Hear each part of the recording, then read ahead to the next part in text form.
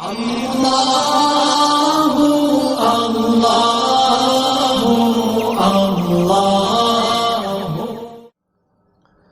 الحمدللہ وکفی وسلام علی عبادہ الذین اصطفیٰ، اما بعد۔ سامعین کرام، اس ویڈیو میں قربانی کے 3 مسئلے کو عرض کرتا ہوں۔ پہلا مسئلہ یہ ہے کہ قربانی اگر کسی پر واجب ہے تو کیا پہلے اپنی جانب سے کرنا واجب ہے؟ تو یاد رکھیں، جس شخص پر قربانی واجب ہے اس پر ضروری ہے کہ پہلے وہ اپنی جانب سے قربانی کرے۔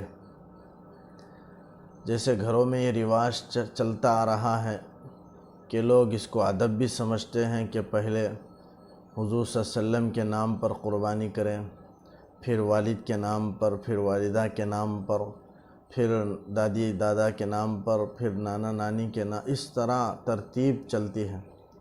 یا بعض حضرات ہر سال یہ ترتیب کرتے ہیں، بعض یہ چند بکرے خریدتے ہیں اور اس میں متعین کر دیتے ہیں کہ والدین کی طرف سے، دوسروں کی طرف سے، خاص رشتہ داروں کی طرف سے، حضور صلی اللہ علیہ وسلم کی جانب سے۔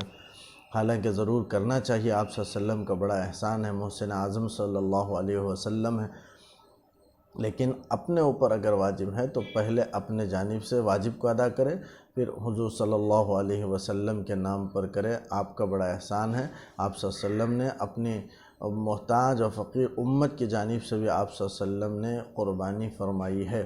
تو آپ صلی اللہ علیہ وسلم نے اپنی امت کو یاد رکھی اور اپنی امت کی جانب سے اللہ کے رسول نے قربانی دی، تو امت پر بھی واجب ہے، امت پر بھی یہ ضروری ہے کہ آپ صلی اللہ علیہ وسلم کا واجب تو نہیں ہے بلکہ آپ ضرور، آپ کا احسان ہے کہ آپ کی جانب سے بھی قربانی دے، لیکن کسی پر واجب ہے تو پہلے اپنے واجب کو ادا کرے۔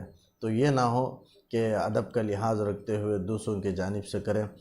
یاد رکھیں، دوسروں کی جانب سے کرنا نفل ہے، اور اپنی اگر واجب کو کوئی چھوڑ دے اور نفل کو ادا کرے تو پھر واجب اس کا رہ جائے گا اور واجب چھوڑنے کا گنہگار ہوگا۔ تو اس لیے پہلے اپنے واجب کو ادا کریں، اور یاد رکھیں واجب کو ادا کرنا یہ ادب سے بڑھ کر ہے۔ کوئی یہ سمجھتے ہیں کہ آپ صلی اللہ علیہ وسلم کا اگر کیے بغیر خود کا کر لینا اور آپ صلی اللہ علیہ وسلم کا نہ کرنا یہ بے ادبی ہے۔ یاد رکھیں واجب اپنے اوپر ہے، اس لیے پہلے اپنے جانب سے کرے، اور ادب حکم، شریعت کے حکم کو بجا لانا یہ ادب سے بڑھ کر ہے۔ جیسے کہا جاتا ہے، مقولہ بھی ہے، الامر فوق الادب، تو حکم کو بجا لانا یہ ادب سے بڑھ کر ہے۔ تو اس لیے پہلے اپنے جانب سے قربانی، واجب قربانی کو ادا کرے، پھر اس کے بعد دوسروں کی جانب سے کرے، اس لیے کہ دوسروں کی جانب سے کرنا نفل ہے، اور نفل کا درجہ بعد میں آتا ہے، پہلا واجب کا درجہ ہے، پھر اس کے بعد نفل کا درجہ آتا ہے۔ تو اس لیے پہلے اپنے واجب قربانی ادا کرے۔ اور دوسرا مسئلہ ہے، کیا قربانی کی قیمت کو غریبوں پر صدقہ کیا جا سکتا ہے؟ یاد رکھیں، اس مسئلے کا جواب یہ ہے کہ اگر کوئی قربانی نہ کیا، غفلت کی وجہ سے، عذر کی وجہ سے، ناواقفیت کی وجہ سے اگر کوئی قربانی نہیں کیا، یا قربانی کا جانور خرید لیا لیکن قربانی نہیں کر سکا قصائی نہ ملنے کی وجہ سے، یا کسی عذر کی وجہ سے نہیں کر سکا، اور 3 دن گزر گئے، تو اب قربانی کے جانور کو غریبوں پر صدقہ کر دے۔ اگر جانور نہیں خریدا ہے تو اس کی قیمت کو صدقہ کر دے۔ 3 دن کے بعد، یعنی 12 ذی الحجہ کے غروب آفتاب کے بعد اب قربانی جائز نہیں ہوگی، وہ قربانی نہیں کہلائے گی۔ جانور کو صدقہ کر دینا یا اس کی قیمت کو صدقہ کر دینا اس کے ذمہ ضروری ہے۔ بہرحال اگر کوئی نہیں کیا ہے تو اس کی قیمت کو یا جانور کو صدقہ کرے، یہ تو اس کے ذمہ ضروری ہے۔ لیکن 3 دنوں کے اندر غریبوں پر صدقہ نہیں کیا جا سکتا، اس لیے کہ صدقہ الگ ہے اور قربانی الگ ہے۔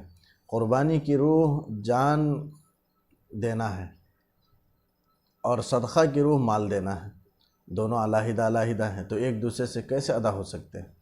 جیسے نماز اور زکوٰۃ ہے کہ نماز پڑھنے سے زکوٰۃ ادا نہیں ہوتی، زکوٰۃ ادا کرنے سے نماز نہیں، روزہ رکھنے سے نماز نہیں، نماز ادا کرنے سے روزہ پورا نہیں ہوتا، بالکل اسی طریقے سے صدقہ دینے سے قربانی ادا نہیں ہوتی، بلکہ وہ مستقل علیحدہ عبادت ہے، اور صدقہ مستقل الگ عبادت ہے۔ تو 2 عبادتوں کو ایک ساتھ نہیں ملایا جا سکتا ہے، اس لیے کہ دونوں کی روح الگ ہے۔ جان دینا ہے اور مال دینا ہے، صدقے میں مال دینا ہے اور قربانی میں جان دینا ہے، دونوں کی روح الگ ہے، تو اس لیے ایک دوسرے میں اسے جمع نہیں کیا جا سکتا، یعنی غریبوں پر صدقہ نہیں کیا جا سکتا۔ 3 دنوں میں قربانی کے علاوہ کوئی آدمی صدقہ وغیرہ اگر کر دے غریبوں پر جانور کو، یا کسی غریب لڑکی کی شادی میں نکاح میں دے دے، تو اس سے قربانی ادا نہیں ہوگی، وہ واجب چھوڑنے والا گنہگار ہوگا، واجب کا ترک کرنے والا شمار ہوگا اور گنہگار ہوگا۔ تو پہلے تو یہ مستقل عبادت ہے، اسے انجام دے۔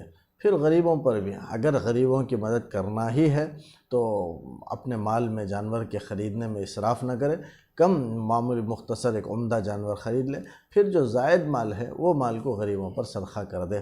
اگر وہ یا کوئی عمدہ جانور کوئی غریب صدقہ کرنا چاہتا ہے تو اب اس کے لیے یہ حکم ہے کہ کچھ زائد رقم سے 2 جانور خرید لے، ایک جانور اپنی جانب سے ادا کرے اور ایک جانور غریبوں کی شادی میں اور غریبوں کی مدد میں اسے صرف کرے، اگر وہ ایسا چاہتا ہو تو بہرحال قربانی کی قیمت کو غریبوں پر ان 3 دنوں میں صدقہ نہیں کیا جا سکتا۔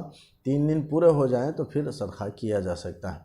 اب پھر تیسرا سوال ہے، گھر کے ہر فرد پر قربانی واجب ہے؟ اگر سب گھر میں کئی مثلا 4 افراد رہتے ہیں، 2 لڑکے ہیں، بیوی ہے، شوہر ہے، یعنی ماں باپ ہیں اور ان کے 2 بیٹے ہیں، اب پورا علیحدہ مستقل طور پر پورے مالک نصاب ہیں، تو اب چاروں پر بھی قربانی واجب ہے۔